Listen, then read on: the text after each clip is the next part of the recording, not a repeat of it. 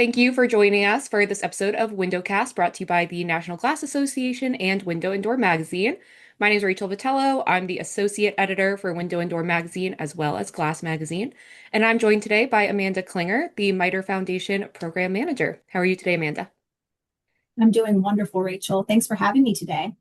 Yeah, of course. And so this episode will air during National Volunteer Week, which is being held April 19th through the 25th.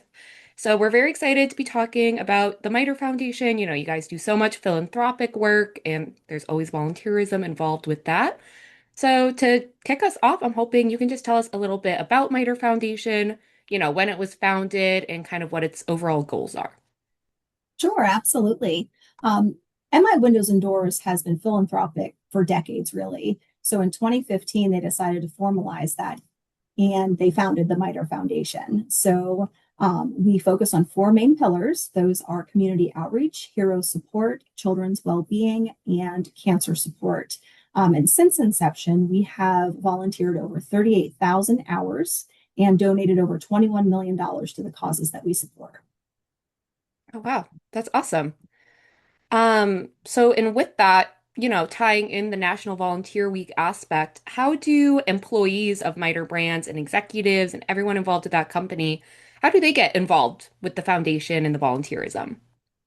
Sure. So we strive to have an outreach committee at every single manufacturing location. So to date, we have 15 established committees. We're in the process of starting our 16th, and we do have a few more to go to get one in every manufacturing location. So those committees, they are open to any team member in that local area to join, and they pretty much run their own mini foundation. So they're getting their own budget. They are coming up with causes that they want to support, voting on those, coming up with volunteer activities. They can do extra fundraising if they want additional funds to be able to donate. But really, they're the experts in their local communities to know what's out there and what they want to support. And the really, really nice thing, and I think it's safe to say is a little bit different than most companies, is MITRE Brands gives 40 hours of volunteer time off a year to all of their team members. So whether they want to use that to donate their time if they're missing work to a MITRE Foundation cause, if they're invested in a local food bank or their local school programs, they can go out and actually take the time away from work to be able to volunteer at those different things. And for volunteerism, the MITRE Foundation hosts many different events and initiatives throughout the year. We have different golf outings, we have a summer concert, we do highway cleanup, but then we also partner with the charitable partners that we support. So we might be preparing meals for the local Ronald McDonald House or doing landscaping at a Homes for Our Troops volunteer event. Awesome. Yeah, that sounds great. And so, you bring up all these different causes that the MITRE Foundation is involved in and that, employees are able to bring to the table, which, kind of brings in the most recent news from the foundation is the renewal of your two partnerships with Phoenix Children's Hospital and the American Foundation for Suicide Prevention. Can you tell me a little bit more about those partnerships and kind of what a partnership with the foundation consists of? Sure.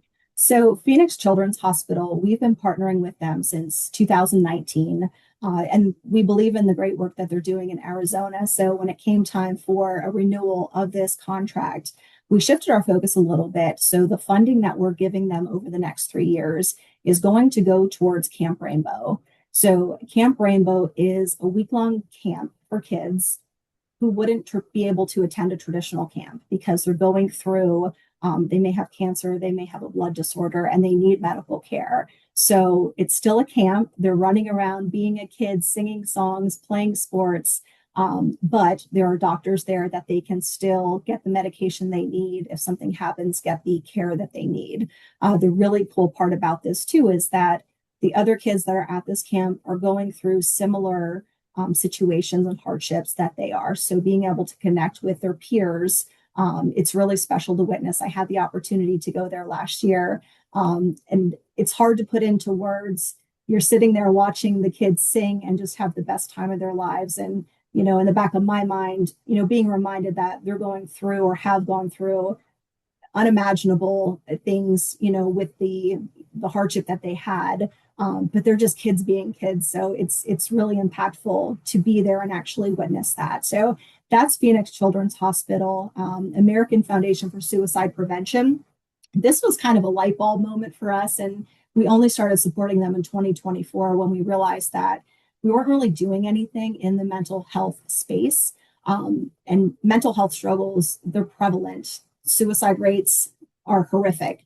And it's hard to find somebody who hasn't been impacted in some way by suicide, even knowing somebody who has lost somebody to suicide. So realizing that, we did our research, we decided that the American Foundation for Suicide Prevention was the best cause to partner with. And the best part about this, I feel the money's always important, and they're doing great things with our support, but it is a true partnership. They have programs. The program is Talk Saves Lives. So we piloted that program with our Higgins facility, where they can have a trainer come in person. You can do the training online, but it's training our team to recognize signs when somebody may be struggling and how to start a conversation, things that you should say, things that you shouldn't say. And those are the really special partnerships when it's not just about giving money, but you're collaborating on something and you're making a difference. And I can say that since we've been doing this, we got t-shirts for all of our team members with the 988 hotline printed on them. We have had several team members approach leaders and get the help that they needed. So the whole collaboration when we were starting to talk about this was, if we can save one life by giving the money, by starting this partnership, it would make it all worth it. And I can say that we've helped a lot of people so far in just the 2 years that we've been partnering with American Foundation for Suicide Prevention. Yeah, it sounds like two very important organizations, two very important causes. So that's great. And I know you mentioned it's, the funding aspect, but then it's also being there in person and, seeing the impact of that, which for National Volunteer Week, that's great because it is about that people to people connection as well. Yes. And so another cause that MITRE Foundation is involved with MI Windows and Doors is Penn State University's Thon event each year. And this is kind of a fun one. So I'm hoping, can you tell us a little bit more about that? Absolutely. So this is one of my favorite events of the year, and talking through the partnership. So the MITRE Foundation supports Four Diamonds, and Four Diamonds is an organization that helps families with children battling cancer. So they're paying 100% of the medical expenses related to that cancer care. And also, a lot of their dollars are going towards research. So their mission is to conquer childhood cancer. So Four Diamonds, since 1977, has been the sole beneficiary of Penn State Thon. And MI has been an active supporter of Penn State athletics.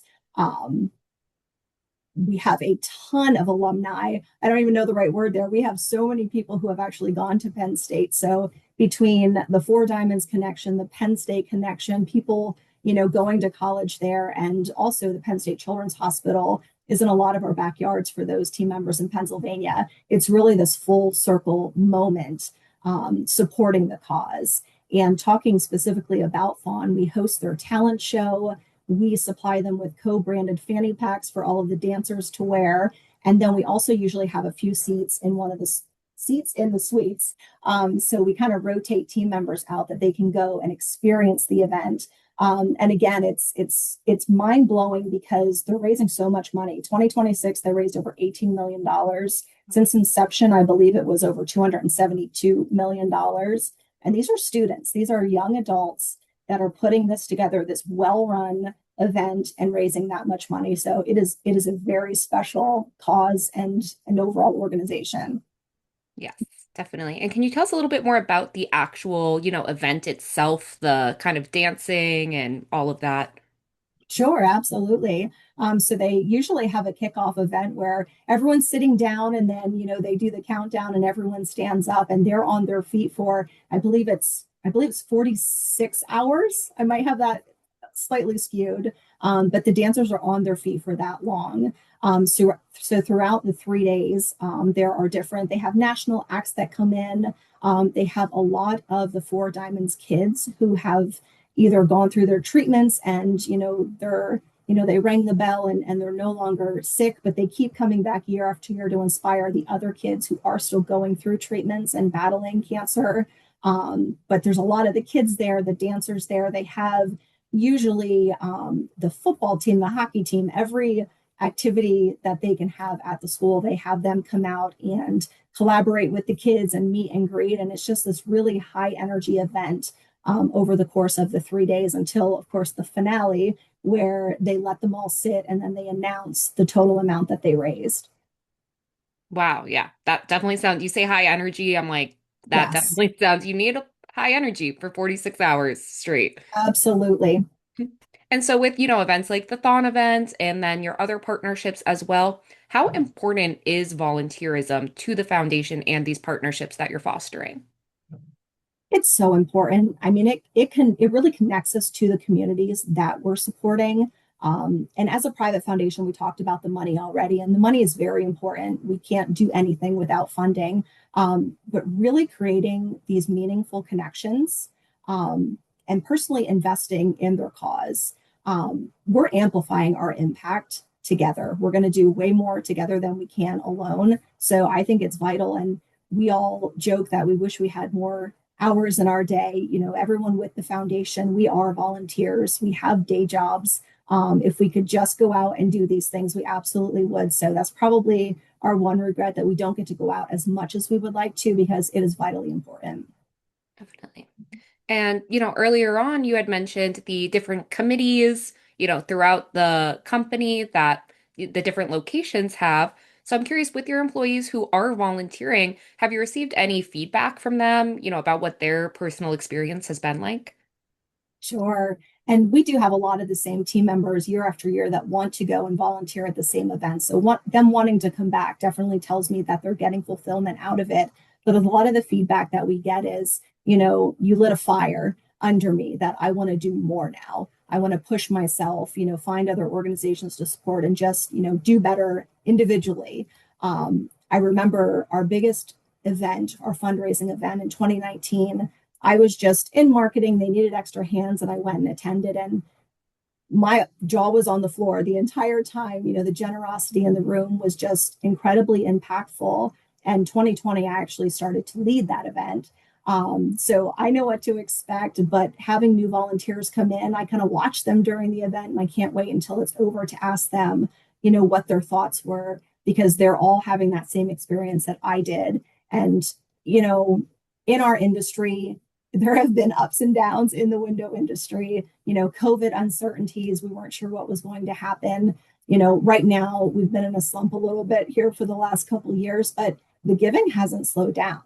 We continually beat our fundraising records year after year. And our guests, our donors could say, sorry, I can't come this year. Sorry, it's a down market and I can't give what I'm used to giving, but they don't. The bottom line is people care.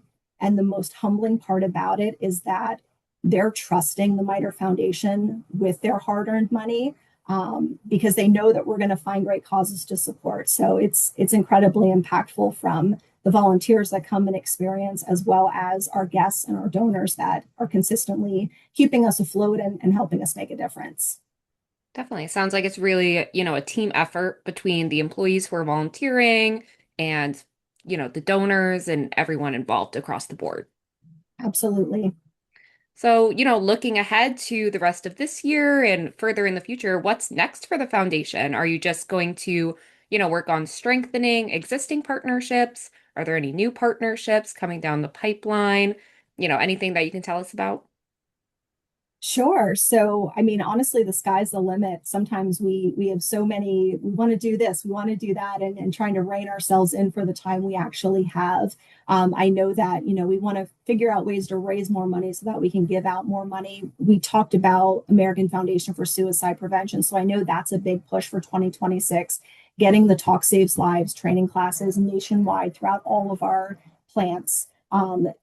letting them know when their out of darkness walks are. They're pretty much happening in every nationwide city across the country throughout the year. So just really educating our team on ways they can get involved is really important to us. But thinking back to 2025, which is, where we started this interview when the foundation was created, it was in Pennsylvania, one committee, 10 committee members. And now, we have these 15 committees, we have hundreds of members. So I feel like we've come such a long way, but I also feel like we're just getting started. So we definitely have a long way to go. We have a lot of stuff we want to do. Awesome. Yeah, very exciting. And, with all of that work that the foundation has put in throughout the years, with National Volunteer Week coming up, volunteerism and community service is going to be on a lot of people's minds. I'm wondering if there's any pieces of advice that maybe you would have for company leadership about how they could foster an environment where, employees feel inspired to get out and volunteer in their communities. Sure, absolutely. I mean, just do something. That's one of the biggest things. And we have the MITRE Foundation, and of course, we need funding to be able to do the things we do. But I have conversations with people all the time. If you come to our event and you connect with an organization and you want to get directly involved with them, you may not give one penny to the MITRE Foundation. You may give it all to that cause, and that's okay. Just find something you're passionate about and go all in. We're all here to do good. I truly believe that. And I believe people want to do that. So for an employer, just kind of open that up, let people know different organizations that they can help. Heck, if you're able to do the volunteer time off like MITRE Brands does, that's huge because you're giving them permission. People have busy lives, weekends come and go, and they have, personal things they have to deal with. But if you're going to give them some time that they can say, oh, wow, I have these hours that I can step away from work and go and give back, I think that's huge. But yeah, I think also being an example. If you as a company, you're going to give back to different causes and you're letting your team know that that's happening, I think just natural progression, that's going to inspire people to get involved and do more. Definitely. All right. That's great advice. Well, that's all we have for this episode of Windowcast. So thank you so much, Amanda, for joining us and taking some time to talk about the foundation and volunteerism. Thank you so much for having me. Yes, definitely. And for more community service news items like the MITRE Foundation and their partnerships, always visit Window and Door Magazine's website and subscribe to Window and Door Weekly, as well as listening to more of our Windowcast episodes. So thank you again, Amanda, and thank you to everyone for listening in.